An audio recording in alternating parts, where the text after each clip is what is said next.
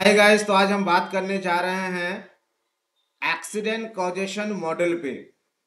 Accident causation के लिए आज बहुत सारे थ्योरीज एंड मॉडल्स हैं, जैसे कि आप हेनरिच डोमिनो थ्योरी आप लोग ऑलमोस्ट जानते हैं। उसी में से एक थ्योरी का नाम है मोड, MORT, मोड है ना। M for management, O for oversight and R for risk है ना, T for tree, management oversight and risk tree mode. ठीक है। इसके तहत आपको टास्क, मटेरियल, इन्वायरमेंट, पर्सनल और मैनेजमेंट, ये 5 चीजों को क्या क्या आता कवर किया जाता है। यानी आसान शब्दों में कहा जाए तो ये है कि एक्सीडेंट कॉजेशन में बहुत सारे कॉजेस होते हैं जिसकी वजह से क्या होता है, एक्सीडेंट होता है। तो उनमें सबसे ज्यादा कौन कॉजेस होता है जिसकी वजह से एक्सीडेंट होता है, और उन कॉजेस में क्या क्या बातें आमतौर पर छुपी होती हैं या पाई जाती हैं, उन बातों को आज यहाँ हम लोग क्या करेंगे, डिस्कस करेंगे। ठीक है। तो सबसे पहले हम लोग बात करते हैं टास्क को लेकर। ठीक है। यानी अगर कहीं एक्सीडेंट होता है तो सबसे पहले हम लोग को जो वहां का टास्क चल रहा होता है, उस टास्क पे हम लोग को क्या करनी चाहिए, हम लोग को इन्वेस्टिगेशन करनी चाहिए। उस टास्क के बारे में हम लोग को एक्सप्लोर करना चाहिए। Here the actual work and procedure being used at the time of incident is explored है ना। यानी हम लोग सबसे पहले क्या करेंगे, जब किसी एक्सीडेंट के कॉजेस का पता लगाएंगे, यानी एक्सीडेंट हुआ क्यों है, तो उनमें हम लोग पहले टास्क को देखेंगे।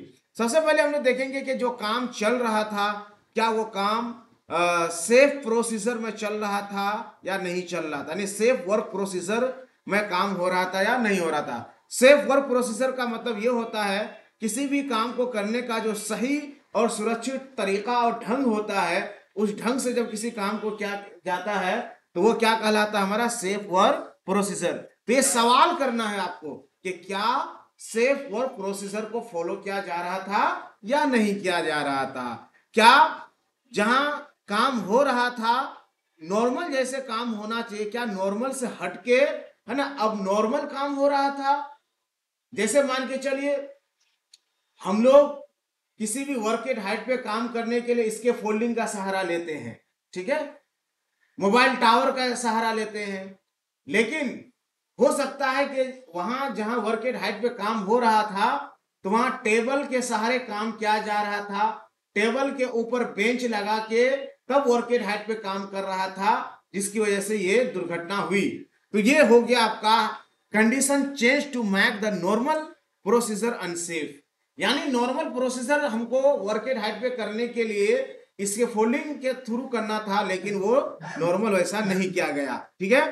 फिर है अगला कि were the appropriate tools and material available, यानी उस काम को करने के लिए जो मटेरियल और टूल्स होना चाहिए वो सारे मटेरियल्स और टूल्स था या नहीं था। सपोज जिस काम में किसी तरह का हेजर्स पाए जाते हैं, उस हेजर से बचने के लिए हम लोग को पीपी की जरूरत होती है, बहुत सारे टूल्स एंड इक्विपमेंट्स की जरूरत होती है जिससे हम लोग किसी काम को करते हैं। तो वो सारे थे या नहीं थे। व्हाट वर दे यूजिंग, वो क्या कर रहे थे, किस तरह का काम कर रहे थे, क्या इस्तेमाल कर रहे थे। वर सेफ्टी डिवाइसेस वर्किंग प्रॉपरली, क्या सेफ्टी डिवाइसेस प्रॉपरली काम कर रहा था या नहीं कर रहा था। आज सेफ्टी डिवाइसेस का मतलब ये होता है कि किसी भी हैजर्ड से रुकने या बचने के लिए हम लोग जिस डिवाइस का यूज करते हैं वो हमारा सेफ्टी डिवाइसेस कहलाता है। तो वो सेफ्टी डिवाइसेस हमको देखना है कि प्रॉपर काम कर रहा था या नहीं कर रहा था। जैसे हम इलेक्ट्रिक का काम कर रहे थे और हैंड ग्लोव्स पहने हुए भी थे, लेकिन इलेक्ट्रिक का काम करते करते हमको इलेक्ट्रिक शॉक लग गया, तो हमको देखना यह है कि हमारा वो सेफ्टी डिवाइस प्रॉपर काम कर रहा था या नहीं कर रहा था। ठीक है। अगला है कि was log out when necessary. आपको पता है लॉग आउट टेग आउट एक प्रोसीजर होता है। किसी भी मशीन या कोई भी ऐसा सेल्फ एक्टिंग मशीन में अगर कोई काम करना होता है तो एक्सीडेंटली उसको कोई चला ना दे या वो चल ना जाए, इसीलिए वो हम लोग log out tag out procedure का फॉलो अप करते हुए काम को करते हैं। इसका अलग से वीडियो भी है, देख सकते हैं। तो क्या वो लॉग आउट टैग आउट वहां लगाना जरूरी था, बट नहीं लगाया। For most of this questions an important follow up question is if not why not, यानी ये सारे सवाल आपको करना है कि ऐसा क्या हो रहा था कि नहीं हो रहा था, ऐसा हो रहा था या नहीं हो रहा था, तो कह रहे हैं कि इफ नॉट, अगर ऐसा नहीं हो रहा था, व्हाई नॉट, तो क्यों नहीं हो रहा था। जब आप इन सारे सवालों का जवाब ढूंढ लेंगे तो डेफिनेटली दुर्घटना होने के कारण का भी आसानी से पता लगा लेंगे। अगला हम लोग चलते हैं मटेरियल पर।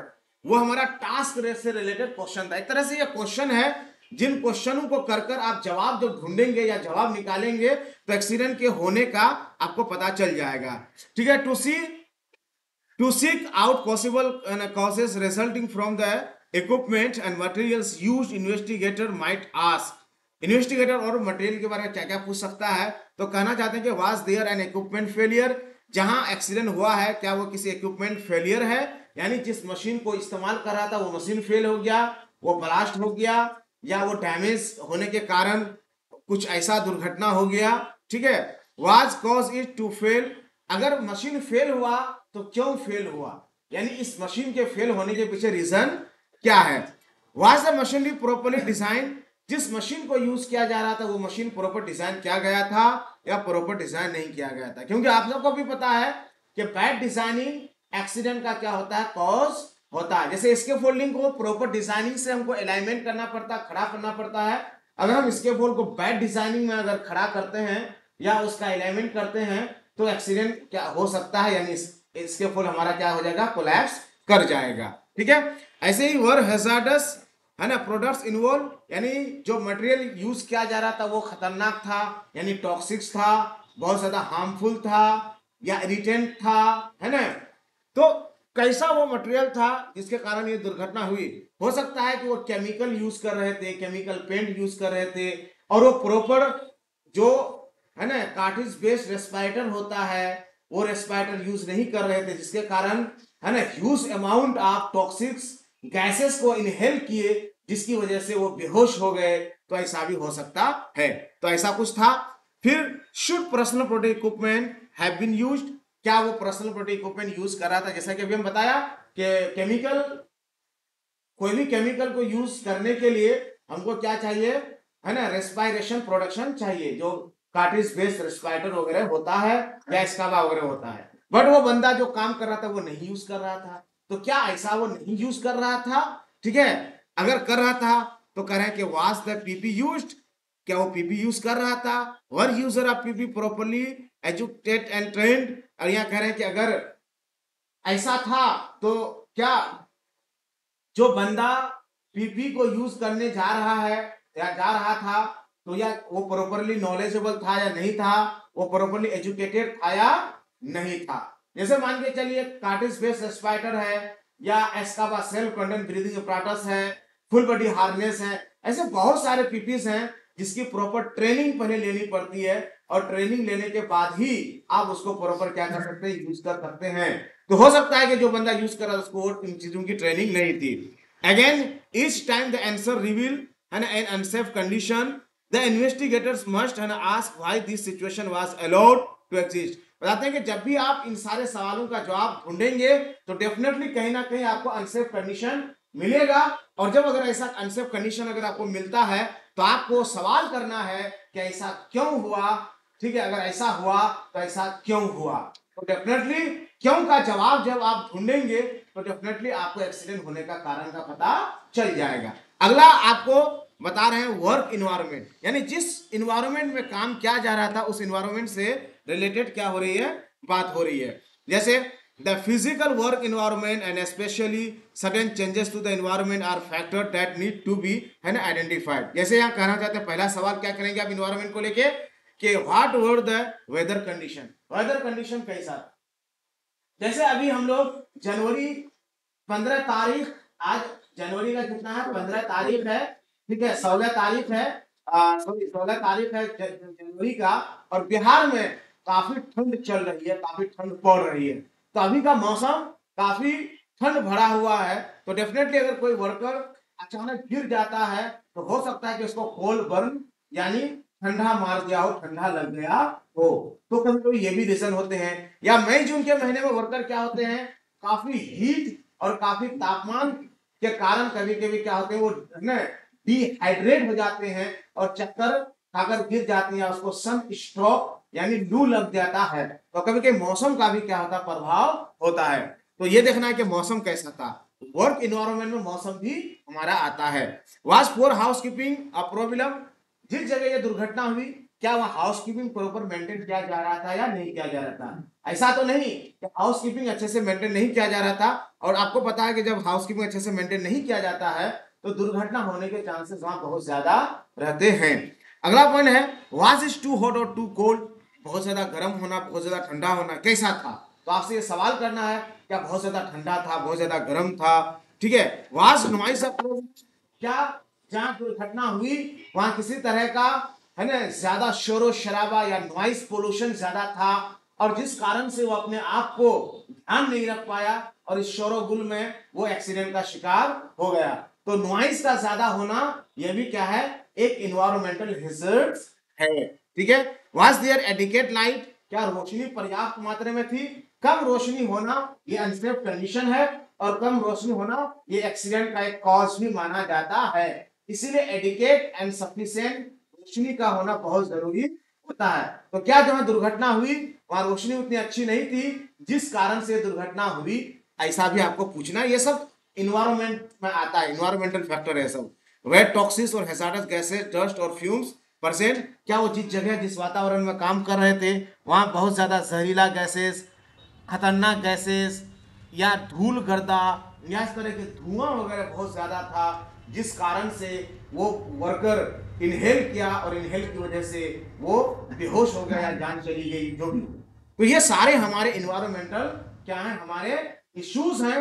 और इन सारे इश्यूज में भी वही सवाल करना है कि अगर ऐसा अनसेफ कंडीशन था तो फिर क्यों था? क्यों का सवाल आप खोजेंगे तो डेफिनेटली आपको जवाब मिलेगा, और जो जवाब मिलेगा वही root causes of an accident होगा कि एक्सीडेंट किस कारण से हुआ। उसके बाद हमारा लास्ट बचता है पर्सनल। पर्सनल का मतलब व्यक्तिगत। जो बंदा के साथ दुर्घटना हुई है उसका व्यक्तिगत हमको देखना है कि जो बंदा काम कर रहा था वो सेफ काम कर रहा था या नहीं कर रहा था। दूसरा सवाल ये करेंगे कि वो बंदा जिसके साथ दुर्घटना हुई उसको काम करने का एक्सपीरियंस था या नहीं था।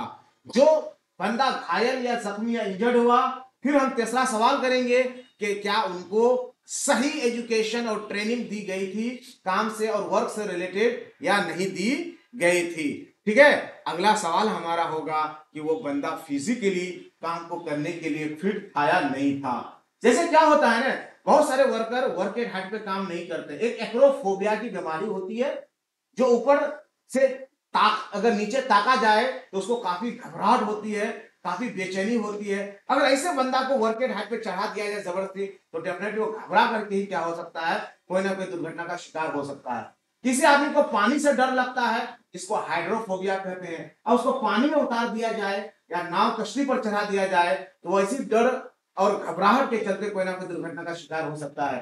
किसी को गुफा और टनल से डर लगता है तो ऐसे बीमारी को क्लस्ट्रोफोबिया कहा जाता है। तो अगर ऐसे आदमी जो क्लस्ट्रोफोबिया का शिकार है उसको ऐसे काम अगर लगा दिया जाए तो भी गलत है।